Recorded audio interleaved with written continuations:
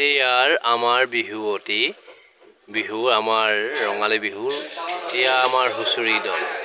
এয়া হুঁচৰি দল আমি হুঁচৰি গাই এতিয়া ঘৰৰ ভিতৰত শৰাই ল'বৰ কাৰণে আমি সকলো ল'ৰা বহি আছিলোঁ বহি আহি ভিডিঅ'টো দেখাইছোঁ আৰু কোন কোন আছে তাই চব লগে ভাগে ৰঙালী বিহুটি লগ জনাব লাগে না সেইকাৰণে সৰু ডাঙৰ চব একতা হৈ পিনি এয়া গৃহস্থ তেখেতৰ ঘৰত আমাৰ গাম বোৱা তেখেতৰ কৰা হৈছে এয়া আমাৰ মানে আমাৰ সৰুঙৰ মানুহখিনি সিহঁতে নাচিছে ফূৰ্তি কৰিছে